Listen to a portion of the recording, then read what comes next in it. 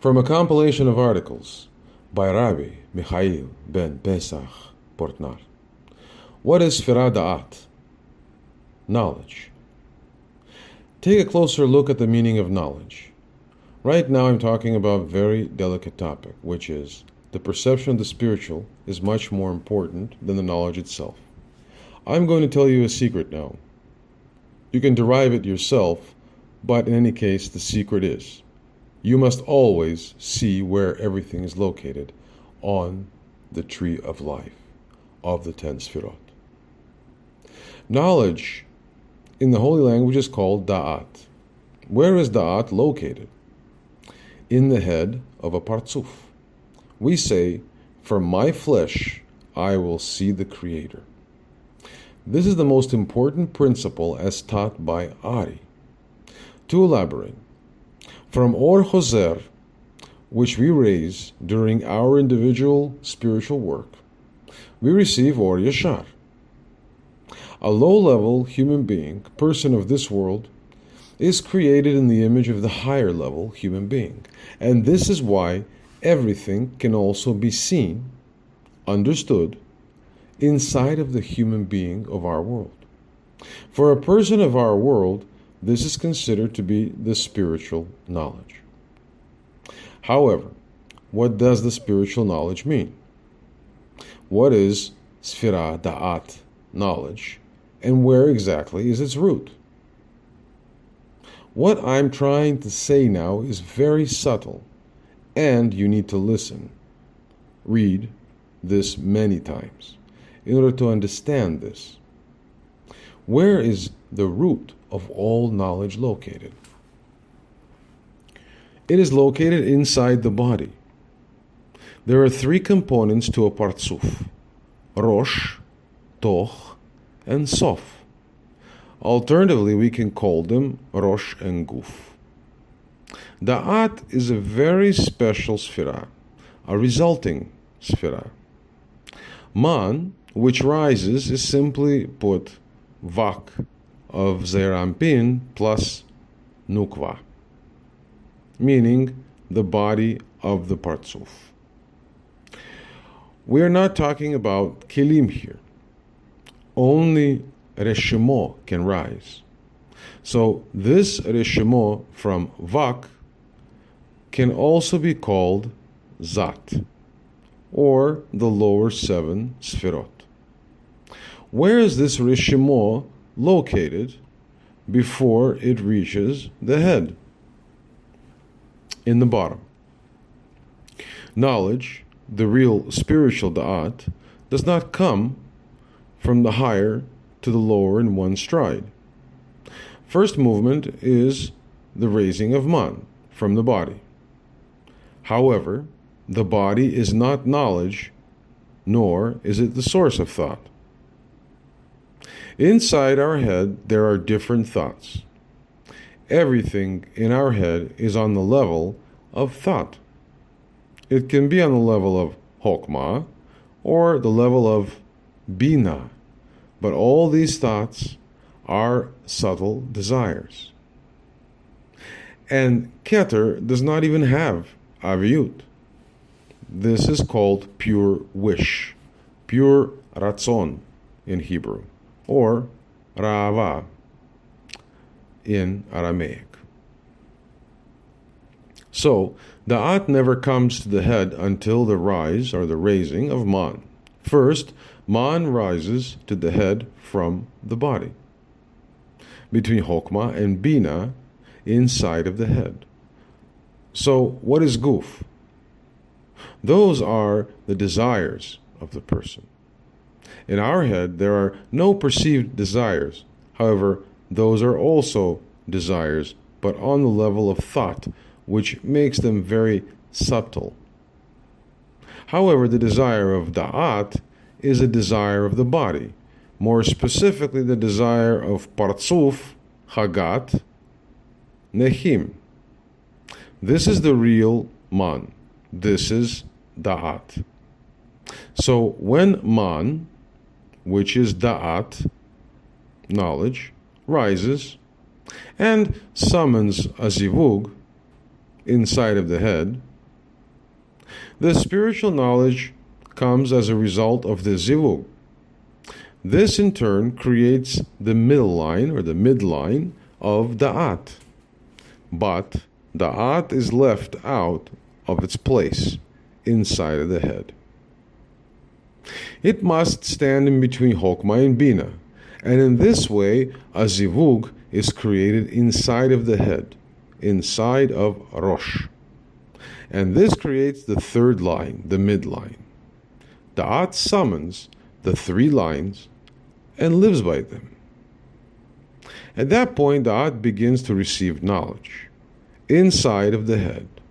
But he must bring this spiritual knowledge to the body of the Partzuf.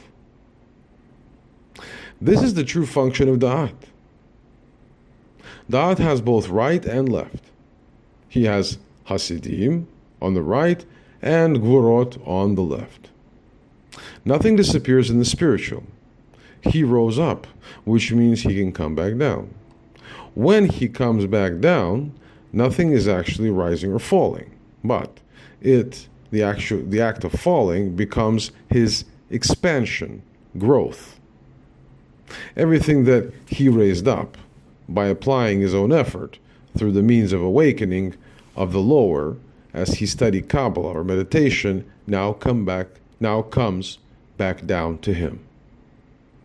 When we talk about going down, what we mean is that now he's giving the light to his lower Daat, which remains in the head, Vak, of Hagat Nei. The body of the Partzuf, Vak, also has Rosh, Toch, Sof. Now listen carefully. The information that I will tell you now is the result of the in-depth study, and you must write it down in order not to forget it. You must study this, as where else will you be able to find this? You need to go over thousands, if not tens of thousands of pages, and it might still not be revealed to you. Listen, there is nothing in the outer which does not exist in the inner, in all of creation. Vak of any Partzuf is composed of Ratas, Rosh, Toch, Sof. We never spoke about this before, but now it's time to show you where does Daat go down when it receives Mad. What we are discussing now is the true Kabbalah, the in-depth Kabbalah. What composes Rosh Vak of the Partzuf? Chesed and Gvura. If you look at Vak in the inner, it will have three parts. Rosh, Vak, which is Chesed and Gvura. Toch, Vak, which is Tiferet Netzach. And Sof, Vak, which is Chod and Yesod. Keep in mind, the first component is Gar, and the second is Vak. To elaborate, Chesed is Gar, and Gvura is Vak, meaning that the Vak component of any Partzuf has in turn its own Gar and Vak, or Panim and Achor. Now let us talk about Daat, which acts as a messenger of the body between Chokmah and Bina. Nothing disappears in the spiritual. And now Daat must reflect the light which it received during the radiance of the Zivug to the body, Vak, of the Partzuf. Where does it direct it to? Where does it direct it to? Before Daat can rise to the overall Rosh of the entire Partzuf, it must raise up from the bottom and take Rishim from all of the Zat and bring it up to the head of Vak. meaning he rises over Hesed and Gvura. It cannot raise them up right away to the Rosh of the entire Partzuf. Of course, in the spiritual, everything happens instantaneously, as there are no partial actions in the spiritual. He rises right away. But we're trying to describe the path to the overall Rosh of the particular Partzuf. Before he rises up to the particular head of the Partzuf and stands between Chokmah and Bina, he must rise up through Sof, Toch, and Rosh of Vak. He must go through the head of the particular Partzuf of Vak, and then to its place in between Chesed and Gvura of Vak. Of course, in the spiritual, it does not happen in this manner, step by step, but it rather happens instantaneously. However, if we start to look at it in phases from the lower, then it must go through those phases and then rise up to the overall head of the particular Partzuf. Yehuda Ashlag said somewhere in the 5th part of Tess that there are no partial actions in the spiritual.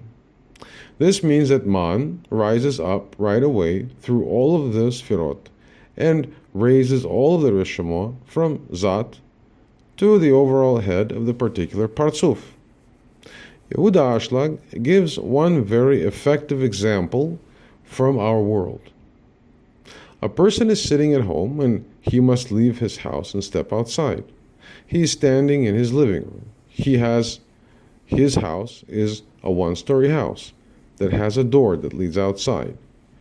What does it mean to step outside? It means he must walk the distance through his living room and exit through the outer door, and it will be considered that he is standing outside. However, what if the house has a large hallway composed of 4 connected rooms that separate the outer door from his living room? Then, in order to step outside, he will have to open all of those doors. He will have to go through one room and then through another until he passes through all of the 4 doors. However, passing through those 4 doors is not really considered going outside. A person says, I'm going to work now, and it normally means I'm going outside now. He's not thinking about having to go through all the 4 rooms. It is normal. However, it is still implied that in order to go outside, he must pass through all 4 rooms and open all 4 doors along the way. The same is here. Daat rises to the head right away. However, he must still pass all the steps of Zat in order to get there.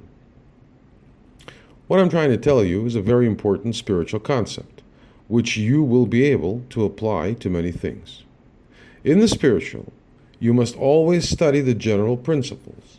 Then everything will go smoothly. So Daat, which stands inside of the head of the particular Partzuf in between Chokmah and Bina, received Mad, and now must give this Mad to the lower or Vak of the particular Partzuf. How can he give it? Everything in the spiritual is structured so that everything gets passed down via Kneged Midah, meaning that a quality can only be passed down via a similar quality of the recipient. Keter of the higher gives through the Keter of the lower. Chokmah gives through Chokmah. Daat through Daat. It can happen that Keter will have to pass through other Sfirot before it can give its qualities to another Keter.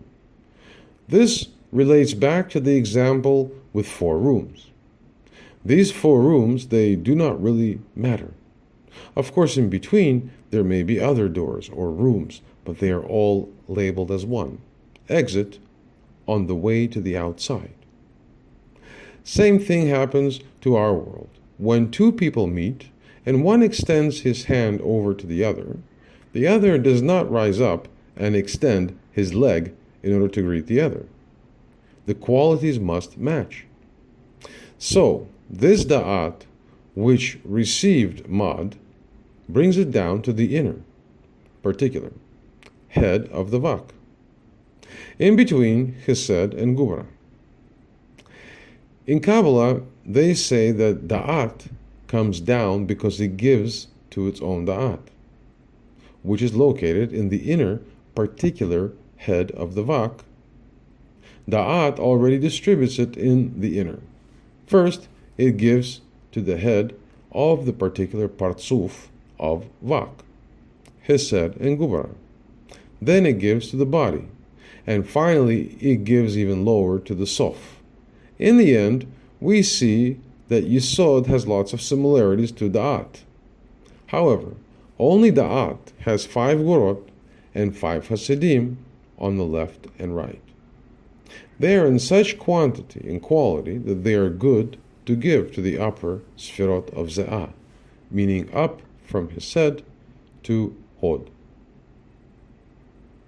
So this Daat comes and distributes his proportional shares of Chesed up from Chesed to Hod. First Hassidim from Chesed to Hod, and then he conducts Gvurot through them. Afterwards, everything reaches Yesod, but in the more subtle and miniature form, because the lower it is an entity, the harder it is for it to stand in the light that comes from the higher. This is why Yesod, like Daat, also has 5 Hassidim, which it received from Reshemot, passing of light of Hassidim through all 5 Hassidim from Chesed to Hod through Daat, which is located in the particular head of the particular Partsuf. Yesod received these 5 Hassidim through its right line. Then, Gvurot are conducted through 5 Sfirot Hassidim from Chesed to Hod. Those are the Sfirot which allow Gvurot in the left line of Daat to pass through to Yesod, and they become the left part of Yesod. These 5 Gvurot which now went down and situated in the left part of Yesod are not the same. They became sweet because they passed through 5 Hassidim of overall Vak.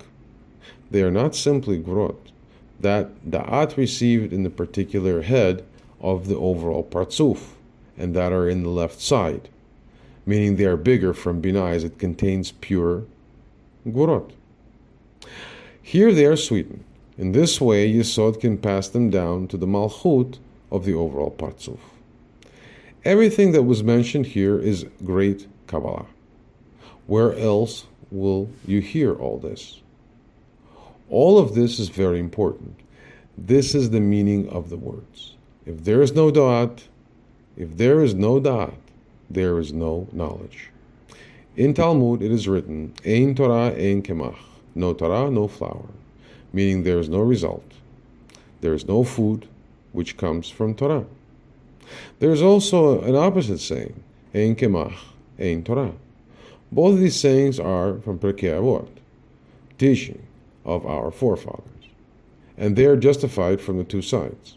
It is written, if there is no Torah, there is no flour, meaning there is no bread. Torah gives us bread. Bread is mochin.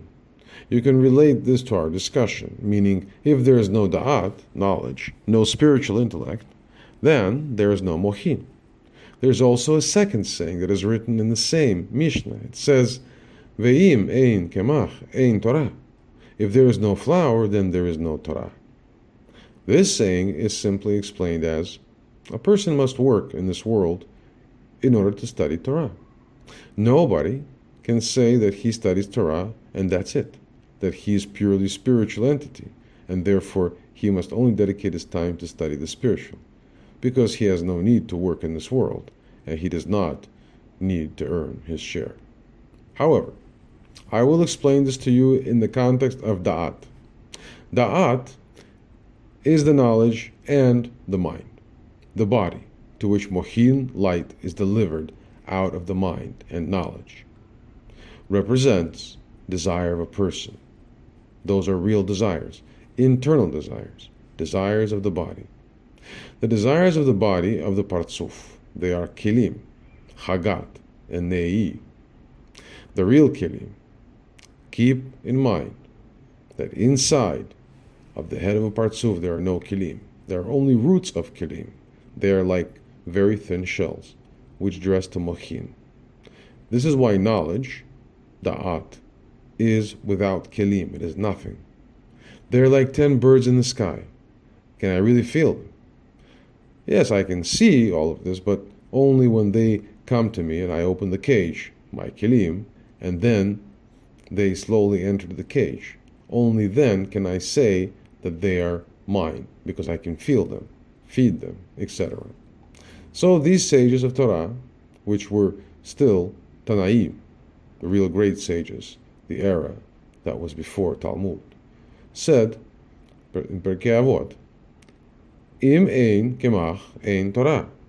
If there is no flour, there is no Torah.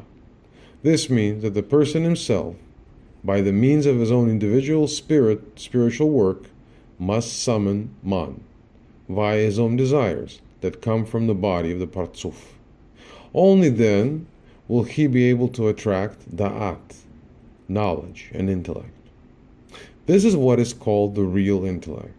This is why in Pirkei Avot we find both conditions, which seem to be opposite to one another, opposite in relation to their direction.